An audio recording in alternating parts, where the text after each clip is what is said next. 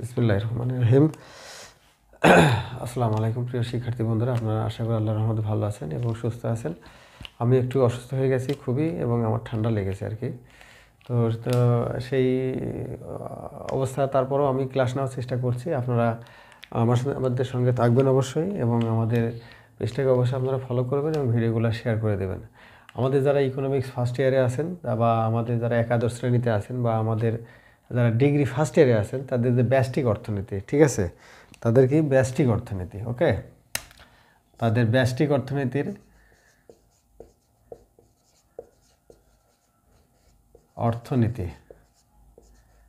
ব্যষ্টিক অর্থনীতির আমাদের ক্রমহ্রাসমান প্রান্তিক উপযোগ বিধি, এই একটা আমাদের থিওরিক্যাল সাবজেক্ট পড়া। আমাদের এই বিষয়টা একটু খুব গুরুত্বপূর্ণ, কারণ আমাদের এখান থেকে প্রশ্ন আসে, আমাদের ইকোনমিক্স ফার্স্ট ইয়ারে আসে এবং একাদশ শ্রেণীতে আসে, এবং আমাদের যারা ডিগ্রি ফার্স্ট ইয়ার ব্যষ্টিক অর্থনীতি আছে তাদের এই প্রশ্নটা এসে থাকে, ঠিক আছে। তো এই ধারাবাহিকভাবে এই বিষয়টা আমাদের সবার জন্য গুরুত্বপূর্ণ। আমরা আজকে এই বিষয়টার উপরে ক্লাস নেব ইনশাআল্লাহ, ঠিক আছে। তো আমাদের শুরু করছি। আমাদের ক্রমহ্রাসমান প্রান্তিক উপযোগ বিধিটা কি, ঠিক আছে। ক্রম মানে মানে কি পরপর, ঠিক আছে। ক্রম মানে পরপর, হ্রাস মানে কি কমে যাওয়া, পরপর কমে যাওয়া, ঠিক আছে। কি প্রান্তিক, প্রান্তিক মানে শেষ, প্রান্তিক মানে শেষ। উপযোগ মানে কি তৃপ্তি, মানে দেখা যাচ্ছে যে কি পরপর কমে যাচ্ছে, হ্যাঁ, শেষ দ্রব্য এর উপযোগ, ঠিক আছে। তৃপ্তি মানে কিভাবে আসে মানুষের, মানে কোনো দ্রব্যের অভাব মোচনের ক্ষমতাটাকে আমরা কি বলতেছি, উপযোগ বলতেছি, তাই না। তার মানে এখানে অবশ্যই দ্রব্য আছে, তাহলে কোনো দ্রব্যের শেষ একক থেকে যে উপযোগটা আমরা পাচ্ছি সেটা হলো কি ক্রমহ্রাসমান প্রান্তিক উপযোগ বিধি। ক্লিয়ার? এটা হচ্ছে প্রাথমিক একটা ধারণা বা কথা। এই ক্রমহ্রাসমান প্রান্তিক উপযোগ বিধিটা আমাদের দিয়েছে অধ্যাপক মার্শাল, ঠিক আছে। এই জন্য এটাকে মার্শালি উপযোগ বিধিও বলা হয়ে থাকে, ঠিক আছে। তো এই ভোক্তার চাহিদা এবং অভাবের তো শেষ নেই, এটা তো আমরা জানি, তাই না। তাহলে ভোক্তার এই যে ক্রমহ্রাসমান প্রান্তিক উপযোগ বিধিতে আমরা ভোক্তার আচরণটাকে বিশ্লেষণ করব বা ব্যাখ্যা করব, তাই না। কি বলবো আমরা, ভোক্তার আচরণটাকে আমরা এই ক্রমহ্রাসমান প্রান্তিক উপযোগ বিধিতে ব্যাখ্যা করব। ক্লিয়ার? আমাদের অধ্যাপক মার্শাল আমাদের একটা কথা বলেছে যে ভোক্তার উপযোগ হলো একটা মনস্তাত্ত্বিক ব্যাপার। উপযোগ কি একটা মনস্তাত্ত্বিক ব্যাপার, এবং একটা দেখাচ্ছে যে ভোক্তার উপযোগ কি একটা মনস্তাত্ত্বিক ব্যাপার, এবং এই উপযোগটা মূলত নির্ভর করে পণ্যের বাজার দামের উপরে। কিসের উপর নির্ভর করে? পণ্যের বাজার দামের উপরে। এই পণ্যের বাজার দামের উপর নির্ভর করেই ভোক্তার উপযোগের আচরণ তত্ত্ব ব্যাখ্যা করা হয়। ক্লিয়ার? কি বললাম যে উপযোগ হলো একটা মনস্তাত্ত্বিক ব্যাপার এবং পণ্যের তা বাজার দামের উপর নির্ভরশীল। এই পণ্যের বাজার দামের উপর ভিত্তি করেই ভোক্তার এই আচরণ তত্ত্ব আমরা ব্যাখ্যা করে থাকি। তিনি বলেন যে কোনো ব্যক্তি যদি, মার্শাল বলেছেন একটা সংজ্ঞায় প্রান্তিক উপযোগ সম্পর্কে, তিনি বলেছেন কোনো ব্যক্তি যদি একটি দ্রব্যের মজুত বৃদ্ধি করে, ঠিক আছে, তার ফলে যে অতিরিক্ত উপযোগ লাভ করে। কোনো দ্রব্যের, হ্যাঁ, কোনো ব্যক্তি যদি একটি দ্রব্যের মজুত বৃদ্ধি করতে থাকে, তার ফলে যে অতিরিক্ত উপযোগ লাভ করে, হ্যাঁ, তার উপর অতিরিক্ত উপযোগ তো সেটা অবশ্যই লাভ করবে, ঠিক আছে। কিন্তু কী হবে, হ্যাঁ, তার নিকট ওই দ্রব্যের প্রান্তিক উপযোগ কমতে থাকবে, ঠিক আছে। কিন্তু তার নিকট কী হবে, ওই দ্রব্যের প্রান্তিক উপযোগ ক্রমশ কমতে থাকবে। এটাকে আমরা কি বলতেছি, মার্শাল ক্রমহ্রাসমান প্রান্তিক উপযোগ বিধি বলছে। মানে একজন ভোক্তা যদি একটি দ্রব্যের ভোগ ক্রমাগতভাবে বাড়াতে থাকে, তাহলে কি হবে যে ওই দ্রব্যের উপযোগ ভোক্তার নিকট আস্তে আস্তে কী হবে, কমতে থাকবে, ঠিক আছে। মানে প্রান্তিক উপযোগটা কমতে থাকবে। এই আচরণটাকে বা এই নিয়মকেই বা উপযোগের এই বিধিকেই আমরা বলবো কি ক্রমহ্রাসমান প্রান্তিক উপযোগ বিধি। ক্লিয়ার? আশা করি ব্যাপারটা আপনারা অত্যন্ত ক্লিয়ার হয়েছেন, ঠিক আছে। আর মার্শালের সংজ্ঞাটা তো বলেছে যে কোনো ব্যক্তি যদি কোনো পণ্যের মজুত বৃদ্ধি করতে চায়, তার ফলে যে অতিরিক্ত উপযোগ লাভ করে, ঠিক আছে, মজুত বৃদ্ধির সাথে সাথে তা কী হয়, তা অবশ্যই কমতে থাকে, মানে হ্রাস পেতে থাকে, ঠিক আছে। একজন ভোক্তা দেখাচ্ছে ক্রমাগত একটা ভোগ করেই যাচ্ছে, কিন্তু তাহলে কী হবে, তার মোট উপযোগ বাড়বে, কিন্তু প্রান্তিক উপযোগ কী হবে, প্রান্তিক উপযোগটা আস্তে আস্তে ক্রমান্বয়ে কমে যাবে, হ্রাস পেতে থাকবে, ঠিক আছে। একসময় কী হবে যে ভোক্তার উপযোগ মানে পরিপূর্ণ লেভেলে পৌঁছাবে, মানে ভোক্তা যখন মোট উপযোগ সর্বোচ্চ হবে, তখন প্রান্তিক উপযোগ কী অবস্থায় যায়, প্রান্তিক উপযোগ তখন শূন্য হয়ে যাবে, ঠিক আছে। তারপরেও যদি সে ভোগ বাড়াতে থাকে, তাহলে কী হবে, তার উপযোগটা ঋণাত্মক পর্যায়ে পৌঁছে যেতে পারে, ঠিক আছে। তাহলে এই যে law of diminishing marginal utility, ঠিক আছে, বা ক্রমহ্রাসমান প্রান্তিক উপযোগ বিধির এটা হচ্ছে মূল কথা, ঠিক আছে। কথা বোঝা গেছে যে কোনো ভোক্তা যদি তার একটা দ্রব্যের ভোগ ক্রমাগত বাড়াতে থাকে, তাহলে তার নিকট মোট উপযোগ বাড়তে থাকবে, কিন্তু প্রান্তিক উপযোগটা কী হবে, কমতে থাকবে। এই ভোক্তার এই যে ভোগের এই যে আচরণ বা নিয়ম, ঠিক আছে, এটাকে আমরা কি বলতেছি, ক্রমহ্রাসমান প্রান্তিক উপযোগ বিধি। ক্লিয়ার? তাহলে এখন আমরা কি করব, এখন এই বিধিটা মানে আমরা ব্যাখ্যা করতে হলে আমাদের কিছু শর্ত থাকে, ঠিক আছে, অনুমিতি শর্ত থাকে। এই বিধির কিছু অনুমিত শর্ত আছে, এইটা অনুমিত শর্ত। ওকে, 1 নম্বর শর্ত হলো কি, নির্দিষ্ট সময় থাকবে, ঠিক আছে, নির্দিষ্ট সময় বিবেচ্য।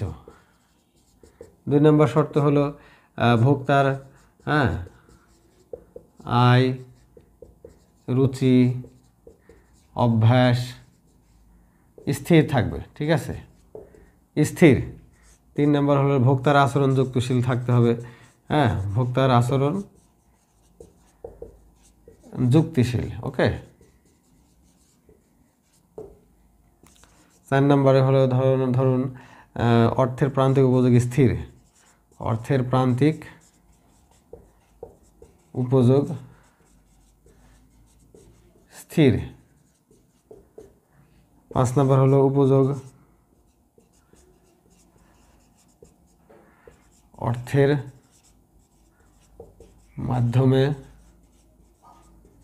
পরিমাপ করা যায়, ঠিক আছে, করা যায়। ওকে, উপযোগ অর্থের মাধ্যমে পরিমাপ করা যায়। এই যে আমরা 5-6টা শর্তের কথা বলতেছি, ঠিক আছে। তারপরে হলো 6 নম্বরে হলো দ্রব্যের একক সমজাতীয়, এককগুলো সমজাতীয়।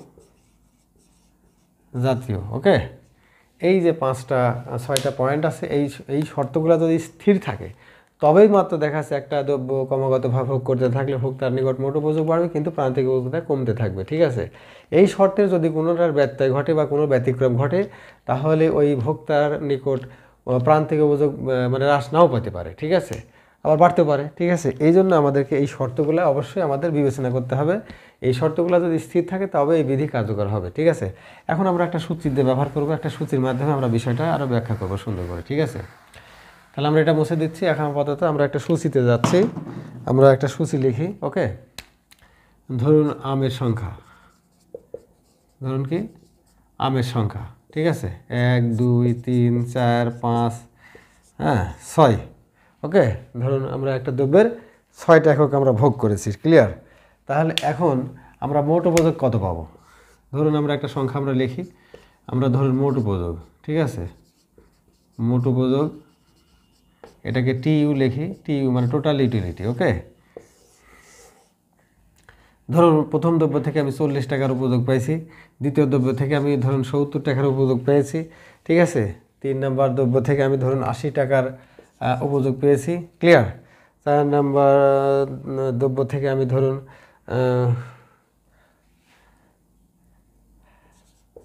4 নম্বর দ্রব্য থেকে ধরুন আমি 100 টাকার উপযোগ পেয়েছি। 5 নম্বর দ্রব্য থেকে আমি 100 টাকার উপযোগ পেয়েছি। 6 নম্বর দ্রব্য থেকে আমি ধরুন কত 90 টাকার উপযোগ পেয়েছি, ঠিক আছে। এইটা ধরুন আমাদের উপযোগ, ঠিক আছে। তাহলে দেখুন যে সূচিতে দেখা যাচ্ছে দ্রব্যের ভোগ বাড়াচ্ছি, আমার মোট উপযোগ কিন্তু বাড়ছে, ঠিক আছে। মোট উপযোগ বাড়তে বাড়তে এই যে 5 নম্বর দ্রব্য 4 নম্বর দ্রব্য কিন্তু একই আছে, মানে আপনার যে উপযোগের যে স্তর লেভেল, মানে অভাবের চাহিদা বা সেটা আপনার ফিল আপ হয়ে গেছে, ঠিক আছে, বা আপনি পরিপূর্ণ তৃপ্তি পেয়েছেন, ঠিক আছে, আপনার আর কোনো ডিমান্ড নেই। 6 নম্বর দ্রব্য ভোগ করতে যায় আপনার কি উপযোগটা কমে গেছে, মানে আপনি আর চাচ্ছেন না, ঠিক আছে। তাহলে এখান থেকে আমাদের প্রান্তিক উপযোগটা বের করতে হবে, প্রান্তিক উপযোগ। ওকে, এটাকে আমরা বলতেছি এমইউ, মার্জিনাল ইউটিলিটি, মার্জিন। তাহলে এই প্রথমটা যেটা আছে সেভাবে আমরা লিখব, ঠিক আছে। পরেরটাতে আমরা 70 বিয়োগ 40 এটা মাইনাস করব। ওকে, তাহলে হলো 30। পরেরটা 90 থেকে আবার এই 70 আগেরটা মাইনাস করব, তাহলে আমাদের কথা হবে 20। ওকে, তারপর 100 বিয়োগ 90, তাহলে কথা হলো 10। এখন এই যে 100 বিয়োগ 100 করলে আমাদের কি আসতেছে 0। তারপরটাতে যদি আমরা করি তাহলে 90 মাইনাস হলো 100, তাহলে -10। এখানে আপনার উপযোগ নেগেটিভ, এখানে আপনার উপযোগ কী অবস্থায় আছে, এখানে আপনার উপযোগটা নেগেটিভ অবস্থায় চলে গেছে, ঠিক আছে, আপনি আর কোনো ভোগ করতে চান না, ঠিক আছে। তাহলে এখন আপনাকে কী করতে হবে, এটাকে আপনার একটা গ্রাফিক্যাল প্রেজেন্টেশন দিতে হবে। এটা একটা টেবিল সূচির মাধ্যমে আপনি দেখালেন যে মোট উপযোগটা একটা দ্রব্য ভোগ করলে কী হবে, মোট উপযোগ বাড়তে থাকবে। আর এই যে প্রান্তিক উপযোগে দেখুন 40 থেকে 30, 30 থেকে 20, 10, 0, তারপর মাইনাস ফিগার এসে গেছে, ঠিক আছে। তাহলে এটা হচ্ছে আমাদের ক্রমশ প্রান্তিক উপযোগ বিধি, ঠিক আছে। একটা দ্রব্যের ভোগ যত বাড়াবো আমি, তাহলে প্রান্তিক উপযোগটা কী হবে, কমে যাবে, ক্লিয়ার। তাহলে এখন এটাকে আমরা একটা গ্রাফিক্যাল প্রেজেন্টেশনে দেব, আপনি দেখুন, ঠিক আছে। আমাদের দ্রব্য ভোগ 6টা, একটা ধরুন 2টা, 3টা, ধরুন 4টা, এখানে 5টা, এখানে ধরুন 6টা। ওকে, তাহলে প্রথম দ্রব্য ভোগ করেছি আমি, ভোগ করার ফলে আমার উপযোগ কত? প্রথম দ্রব্য থেকে আমি 40 টাকার উপযোগ পাইছি। 2 নম্বর থেকে আমি কত? 30 টাকা পেয়েছি। ঠিক আছে, 2 নম্বর থেকে আমি কত পেলাম? 30 টাকার সমান উপযোগ পেলাম। ঠিক আছে, হ্যাঁ 30। তারপরে 3 নম্বর থেকে আমি পেলাম কত? 20 টাকা। হ্যাঁ, 4 নম্বর থেকে আমি কত পেলাম? আমি ধরুন কত? 4 নম্বর থেকে 10। হ্যাঁ, 4 নম্বর থেকে আমি 10 টাকার উপযোগ পেয়েছি। এখন 5 নম্বর দ্রব্য থেকে আমার উপযোগ কত? 0। ক্লিয়ার? 5 নম্বর দ্রব্য থেকে আমার উপযোগ কত? 0। ওকে, এখন 6 নম্বর দ্রব্য যখন আমি ভোগ করতে যাব তখন আমার নেগেটিভ অবস্থায়। তাহলে এখন এটাকে আপনাকে যোগ করতে হবে। এটাকে আপনাকে কী করবেন? যোগ করবেন। ঠিক আছে, যোগ করে এই যোগ করে আপনি এখান থেকে নামাই দিবেন। ঠিক আছে, নামাই দিয়ে এদিকে নামাই দিবেন। দেওয়ার পরে এই যে 6 নম্বর দ্রব্য আছে এখান থেকে আবার টান দিয়ে এখানে আপনাকে টাচ করে দিতে হবে। ওকে, তাহলে এখানে আপনার মাইনাস মান আসবে, এখানে -10। ওকে, এটা আমাদের মূল বিন্দু। তাহলে এটা হচ্ছে আমাদের, এদিকে আমাদের দ্রব্যের একক দেখানো হয়েছে, দ্রব্যের একক। এদিকে হচ্ছে উপযোগ, প্রান্তিক উপযোগ। হ্যাঁ, এইভাবে আপনারা এই যে এই রেখাটার নাম হলো এমইউ রেখা, মানে মার্জিনাল ইউটিলিটি রেখা। ঠিক আছে, এর নাম দিতে পারেন এ বিন্দু, বি, সি, ডি, ই, এটাকে এফ। ওকে, এরকম নাম দিতে পারবেন আপনি। ঠিক আছে, এটার ব্যাখ্যাটা আপনাকে দিতে হবে নিচে। তো ভূমি অক্ষের দ্রব্যের একক দেখানো হয়েছে, লম্ব অক্ষের প্রান্তিক উপযোগ দেখানো হয়েছে। প্রথম আম ভোগ করার ফলে ভোক্তা 40 টাকা দিয়ে 40 ইউটিল উপযোগ পাইছে। 2 নম্বর যখন ভোগ করতে গেছে তখন তার উপযোগ হ্রাস পেয়ে 30 হয়েছে। 3 নম্বর দ্রব্য যখন ভোগ করেছে তখন আরও উপযোগ হ্রাস পেয়েছে। 4 নম্বর দ্রব্য যখন ভোগ করেছে আরও উপযোগ হ্রাস পেয়েছে। 5 নম্বর দ্রব্য ভোগের ক্ষেত্রে তার উপযোগ কি? 0। ঠিক আছে, এই যে এই বিন্দুতে 5 0, এই যে 0 এখানে। ঠিক আছে, এই রেখা বরাবর 5 0। তাহলে এখন 6 নম্বর দ্রব্য ভোগ করতে তখন কি তার উপযোগ প্রান্তিক ঋণাত্মক অবস্থায় আছে। ঠিক আছে, মাইনাস ফিগারে আছে। তাহলে এইভাবে আমরা যদি একটা দ্রব্যের ক্রমাগত ভোগ বাড়াতে থাকি তাহলে আমাদের কী হবে? প্রান্তিক উপযোগ কী হবে? হ্রাস পেতে থাকবে। ঠিক আছে, এটাই হলো ক্রমহ্রাসের প্রান্তিক উপযোগ বিধি। ক্লিয়ার? তাহলে এই বিধির যে কিছু ব্যতিক্রম আছে আবার। এই ব্যতিক্রমটা হচ্ছে যে আপনার যে অনুমিতি শর্তগুলো আপনি ধরেছেন, এই শর্তগুলো যদি ব্যতিক্রম হয় তাহলে আবার এই বিধি কার্যকর হবে না। ওইটা আবার লিখে দিতে হবে যে নির্দিষ্ট সময় বিবেচক। ঠিক আছে, এখন সব সময় তো দেশের বা বিশ্বের অবস্থা একই রকম থাকবে না, তাহলে ভোক্তার ভোগও একই রকম অবস্থায় থাকবে না। আবার আমরা দেখেছি যে ভোক্তার আয়, অভ্যাস, রুচি স্থির, কিন্তু ভোক্তার আয়, রুচি, অভ্যাস কি সবসময় একই রকম থাকে না। তাহলে তখন কী হবে? বিধির ব্যতিক্রম ঘটবে। ঠিক আছে, আবার ধরুন পরিপূরক দ্রব্যের ক্ষেত্রে হতে পারে ব্যতিক্রম। ঠিক আছে, কারণ একটা দ্রব্য আর একটা ভোগের সাথে রিলেটেড। ঠিক আছে, আবার পরিবর্তক দ্রব্যের ক্ষেত্রে এটা মানে বিধিটার ব্যতিক্রম হতে পারে। একটা দ্রব্যের দাম বাড়লে ভোক্তা আর একটা দ্রব্য ভোগ বাড়াতে পারে। ঠিক আছে, তাহলে এই যে মানে কয়েকটা পয়েন্ট। ঠিক আছে, তারপরে উপযোগ অর্থের মাধ্যমে পরিমাপ করা যায়। ঠিক আছে, উপযোগ আসলে একটা মনস্তাত্ত্বিক ব্যাপার। এই মনস্তাত্ত্বিক ব্যাপারটাকে টাকা দিয়ে পরিমাপ করা আসলে ঠিক না। ঠিক আছে, এটা আমাদের আধুনিক যারা অর্থনীতিবিদ আছে তারা এটা নিয়ে গবেষণা করে এটা আমাদেরকে তারা বুঝিয়েছেন যে আসলে উপযোগ একটা মনোগত বিষয়। ঠিক আছে, তো এই পয়েন্টগুলো আমরা যে অনুমিতি শর্তগুলো ধরেছি, এই শর্তগুলোর ব্যতিক্রম হলে তাহলে আমাদের বিধিটা কার্যকর হবে না। ঠিক আছে, তাহলে আমাদের প্রশ্ন আসবে যে ব্যষ্টিক অর্থনীতিতে ক্রমশ প্রান্তিক উপযোগ বিধিটির সমালোচনা সহ ব্যাখ্যা করো। ঠিক আছে, তখন তারা ডিগ্রি লেভেলে ফার্স্ট ইয়ারে আছেন এবং অনার্স ফার্স্ট ইয়ারে তারা ব্যাখ্যা করবেন। আর আমাদের যারা একাদশ শ্রেণীতে আছেন তাদের এরকম উদ্দীপক দেওয়া থাকবে। ঠিক আছে, এরকম টেবিল দেওয়া থাকবে, এরকম এই সংখ্যা দেওয়া থাকবে, আমের সংখ্যা, মোট উপযোগ দেওয়া থাকবে, আপনাকে প্রান্তিক উপযোগ বের করতে হবে। করে এটা হলো গ নম্বরের প্রশ্ন। তখন আপনাকে ঘ নম্বরে যা বলবে যে সূচির ভিত্তিতে আপনি একটা প্রান্তিক উপযোগ রেখা অঙ্কন করুন। ঠিক আছে, তাহলে এইভাবে তখন আপনাকে রেখা অঙ্কন করে দেখাতে হবে। ক্লিয়ার? তো এইভাবে আপনারা ক্রমশ প্রান্তিক উপযোগ বিধি ব্যাখ্যা করবেন আমাদের যারা স্টুডেন্টরা আছেন। ঠিক আছে, আশা করি প্রশ্নটা আপনারা সুন্দর বুঝতে পেরেছেন। তো আপনার বাসায় এটা প্র্যাকটিস করবেন, রিভিউ করবেন এবং আমাদের পেজটাকে অবশ্যই ফলো করবেন। ততক্ষণ ভালো থাকুন। আল্লাহ হাফেজ।